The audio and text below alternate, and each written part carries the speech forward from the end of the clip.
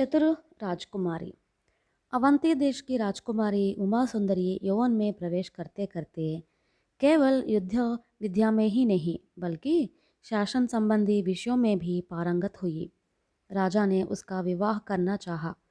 योग्य वर के लिए उसने अड़ोस पड़ोस के सब राजकुमारों को आह्वान दिया। उनके बीच परस्पर प्रतिस्पर्धाओं का आयोजन किया। इन प्रतिस्पर्धाओं में पुष्पवंत तथा विक्रमवर्मा दोनों समस्त विद्याओं में समान प्रमाणित हुए। इस कारण राजा के सम्मुख गंभीर समस्या उठ खड़ी हुई। उसने अपनी पुत्री से कहा, तुमने तो देखा ही है कि परिणाम क्या है। कल प्रातःकाल दोनों के नाम एक कागज़ पर लिख रखूँगा और हमारे परिवार के सब सदस्यों की उपस्थिति में तुम्हें वह कागज़ निकालना होगा। जो कागज़ तुम निकालोगी और उस पर जिसका नाम होगा वही तुम्हारा भावी पति होगा। दोनों राजकुमारों में से विक्रमवर्मा को वह चाहती है, किंतु पुष्पवंत अपने मित्र का पुत्र है। अतः राजा की मनोच्छा है कि उनका विवाह उसी से संपन्न हो।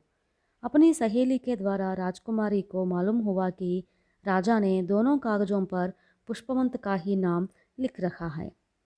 दूसरे दिन सबकी उपस्थिति में राजा ने एक सुवर्ण पात्र पुत्री के सामने रखा जिसमें लिखे गए कागज हैं।